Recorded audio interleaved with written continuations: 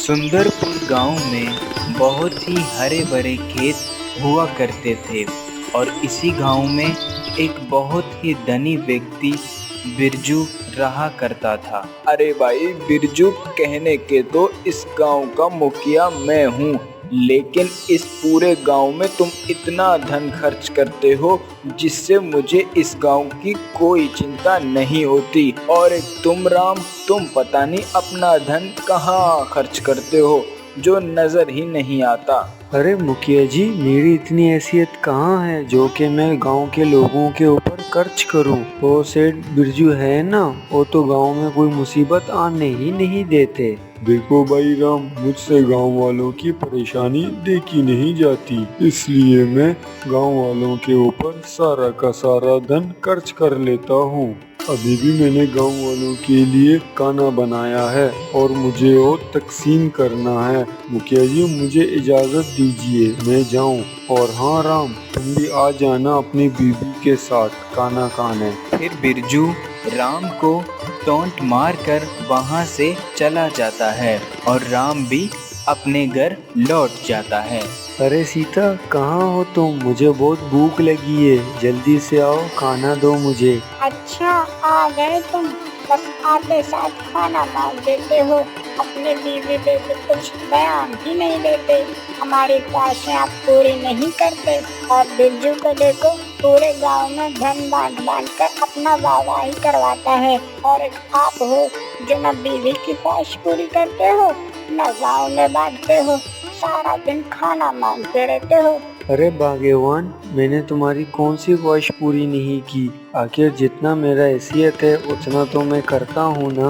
ये कहकर राम खाना खाकर सो जाता है। अगली सुबह सुबह सवेरे मुखिया सब गांव वालों को इकट्ठा कर लेता है। सुनो भाइयों, मैंने सोचा है कि हम गांव में एक हॉस्पिटल बनवा लें, क्योंकि हमारे गांव में कोई भी हॉस्पिटल नहीं है। हमारे गांव वाले इलाज के लिए शहर में भटकते हैं, तो मैंने सोचा है कि हम गांव में एक हॉस्पिटल बनवा लेते हैं। तो आप अपनी राय दें, आप इस बारे में क्या बोलते हैं? मुखिया जी आपने बहुत अच्छा सोचा है। मैं भी इस बारे में आपसे बात करने ही वाला था कि हमारे गांव में एक हॉस्पिटल होना चाहिए। हाँ ठीक कह रहे हो, हमें गांव में एक हॉस्पिटल बनवा देना चाहिए। अच्छा चलो, अब सब अपना अपना हिस्सा शामिल करो, इससे हम हॉस्पिटल जल्दी बनवा सकते हैं। मुखिया जी मैं तो गरीब लोहार हूँ, ये ले लो मेरी तरफ से 20,000 रुपए।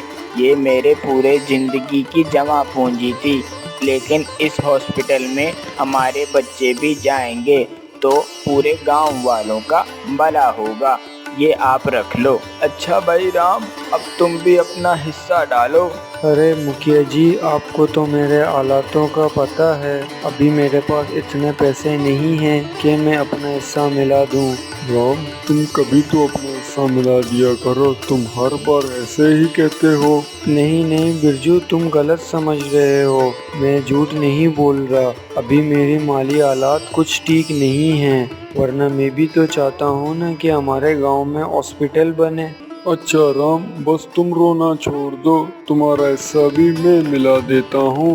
मुखिया जी ये 20,000 रुपए राम की तरफ से और बाकी ये 2 लाख रुपए मेरी तरफ से। अब आप जल्दी से गांव में एक बड़ा हॉस्पिटल बना दें। बिरजू के 2 लाख देने से पूरे गांव वाले हैरान हो गए। अरे भाई बिरजू, तुम तो बहुत धनी हो, मैं एक मुखिया के सिर्फ 50,000 रुपए मिला चुका हूँ, लेकिन तुमने पूरे 2 लाख दिए हैं, तुम्हें ऊपर वाला बहुत ज्यादा। अगले दिन सुबह सवेरे एक भिखारी भटकते भटकते बिरजू के पास चला जाता है। अरे सेठ बिरजू, मेरी कुछ मदद कर लो, मैंने बड़े दिनों से खाना नहीं खाया, मुझे बहुत जोरों की भूख लगी हुई है। बिरजू भिखारी की बात सुनकर दाएं बाएं देखता है और अपने मन में सोचता है, अरे अभी यहाँ पर तो वाह वही करने वाला कोई नहीं है। ऐसा करता हूँ कि इसे कुछ भी नहीं देता और यहाँ से भगा देता हूँ।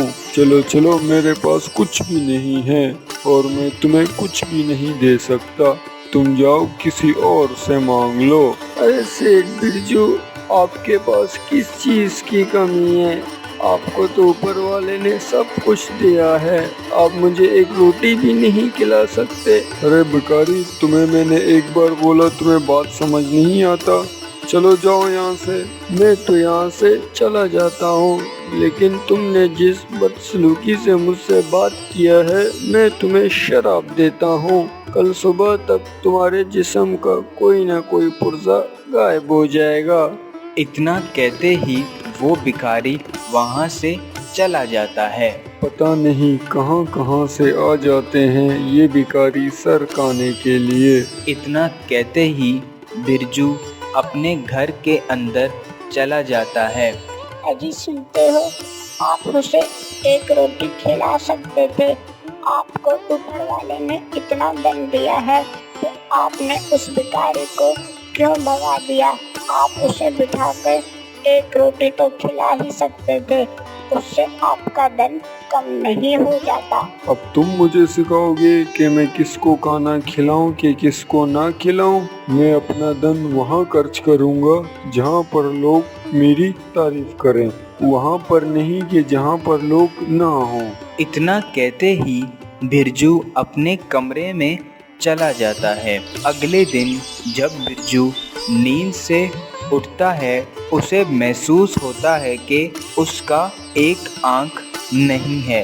वो जल्दी जल्दी हाथ लगाता है और देखता है कि उसका एक आंख गायब है। बिरजू जल्दी जल्दी हॉस्पिटल चला जाता है। डॉक्टर साहब, मेरी एक आंख गायब हो गई है, आप जल्दी से ऑपरेशन करें। धन की चिंता ना करें, जितना पैसा लगेगा मैं देने के लिए तैयार हूँ। ये कहकर डॉक्टर बिरजू का ऑपरेशन कर लेता है, लेकिन ऑपरेशन के बाद भी कोई भी फर्क नहीं आता। बिरजू सारा धन डॉक्टर को दे देता है और वो वहाँ से मायूस होकर घर लौट जाता है। अरे भाग्यवान, मैंने अपना सारा धन डॉक्टर को दे दिया, लेकिन फिर भी मेरी आंख नहीं आई। अच्छा, अब मुझे याद आया, ये सारा उस भिखारी का करा धरा है। उसने जाते हुए मुझे शराब दिया था, मैं सुबह ही जाकर उससे माफी मांग दूंगा। अगले दिन सुबह सवेरे बिरजू उस भिखारी को ढूंढने के लिए निकल जाता है। वो गांव में उसे ढूंढता रहता है। काफी देर ढूंढने के बाद जब भिखारी उसे नहीं मिलता तो वो गांव में लोगों से पूछता है। अरे भाई, तुमने भिखारी को देखा था जो कल अपने गांव में भीख मांग रहा था? हाँ, उसको तो हमने देखा, वो जंगल की तरफ जा रहा था। बिरजू ये सुनते ही जल्दी जल्दी जंगल की ओर निकल जाता है। वो उसे जंगल में ढूंढता है, लेकिन वो भिखारी उसे कहीं नजर नहीं आता। बिरजू थक हार कर एक पेड़ के नीचे बैठकर रोने लगता है। तभी वहाँ पर वो भिखारी आ जाता है। अरे सेठ बिरजू, तुम क्यों रो रहे हो?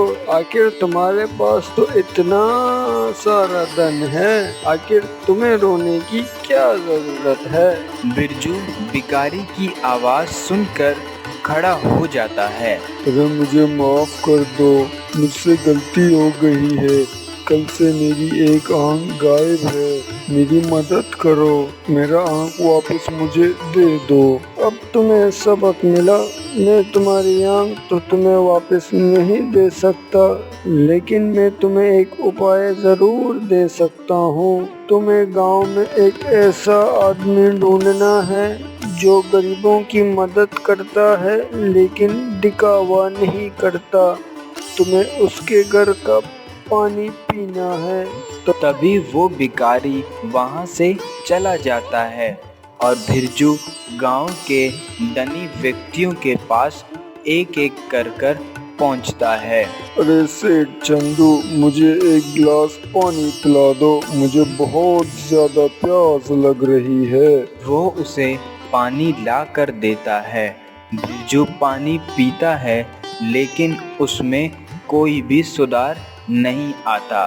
बिरजू पूरे गांव में सभी के पास एक एक कर जाता है। रात होने पर बिरजू थक हार जाता है लेकिन उसकी आंख में कोई भी सुधार नहीं आ रहा था।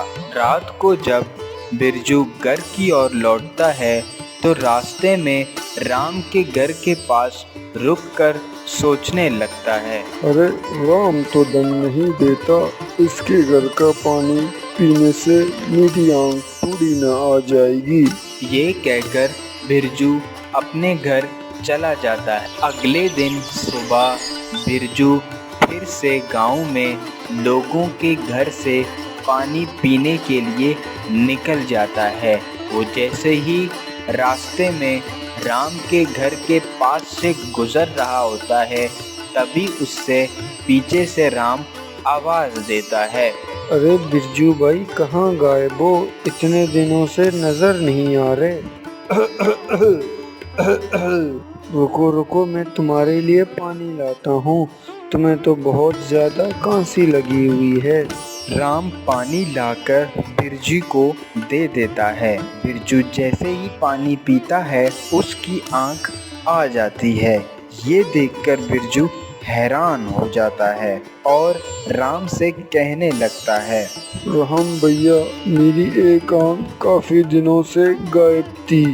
मुझे बाबा ने कहा था कि एक ऐसे आदमी के घर से पानी पियो जो गरीबों की मदद करता हो लेकिन दिखावा नहीं करता।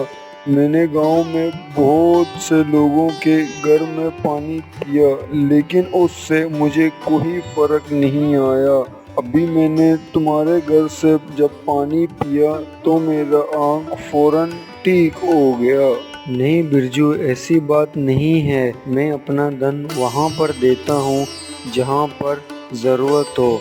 उस दिन हॉस्पिटल के लिए मैंने पैसे इसलिए नहीं दिए थे, वहाँ हॉस्पिटल के लिए पैसे जमा हो गए थे। मैं गांव के ज़रूरतमंदों की मदद करता हूँ और किसी को पता लगने नहीं देता। राम भाई, मुझे माफ कर दो, अब से मैं भी तुम्हारी ही तरह किया करूँगा। ऐसा कहते ही बिरजू अपने घर की ओर निकल जाता है और राम भी अपने घर चला जाता है। इस कहानी से हमें ये सीख मिलती है कि हमें गरीबों की मदद करनी चाहिए लेकिन दिखावा नहीं करना चाहिए।